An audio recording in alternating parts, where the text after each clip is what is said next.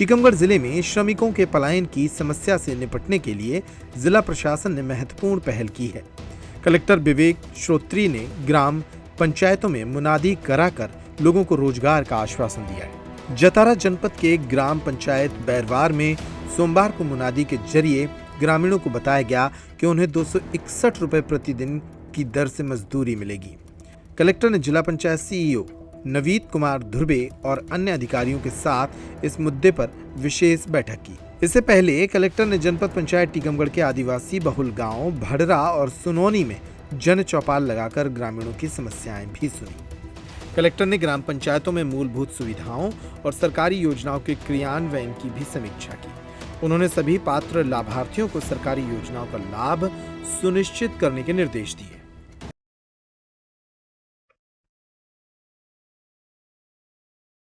देखिए, बुंदेलखंड पूरे क्षेत्र में ऐसा होता है कि गर्मी के दिनों में जब फसल पक जाती है उसके बाद 2 महीने तक यहाँ पर हमारे व्यक्ति वो बाहर जाते हैं और ज़्यादातर दिल्ली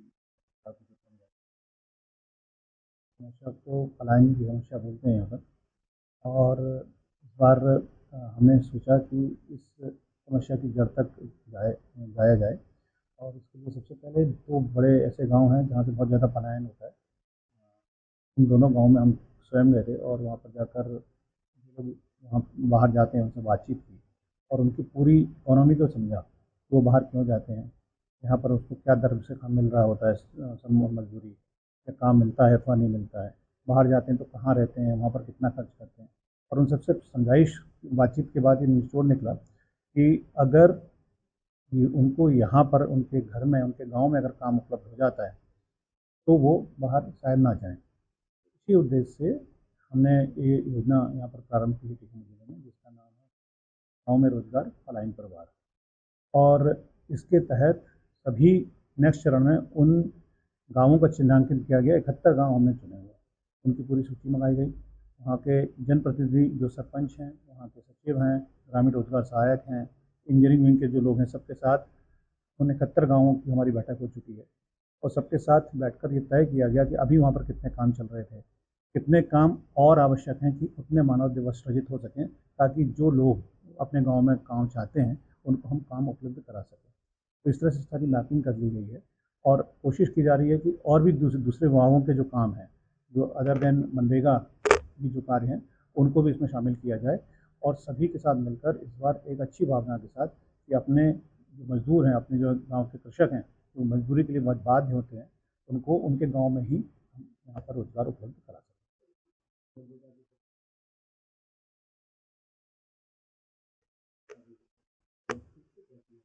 जी, तो वही मैं कह रहा हूँ कि जो पुरानी शिकायतें आई हैं, इस अभियान के अंतर्गत हम उनको दूर करेंगे। हम मॉनिटरिंग करने की पूरी व्यवस्था रख रहे हैं।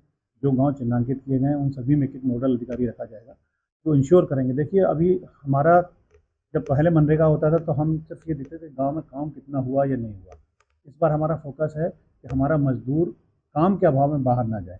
थोड़ा सा फोकस हमने चेंज किया है और इंश्योर करेंगे क्योंकि जो लोग इस काम में लगे रहते हैं, कई बार ऐसी शिकायतें मिलती थी कि सरपंच जो हैं अपने पसंदीदा मजदूरों को काम देते हैं, इन लोगों को काम नहीं मिल पाता। यही बात हम जब गाँव में चर्चा के लिए गए थे तो वहाँ पर लोगों ने बताया था। तो इस बार गाँव में इनकी सूची बन गई है, मेरे पास सबकी नामजद सूची आ गई है और भी लोगों की सूची आ रही है और हम कोशिश करेंगे कि उन सभी लोगों को और इंश्योर करेंगे कि उनको काम उपलब्ध हो और हमारे यहाँ कम से कम काम देने की व्यवस्था रहे।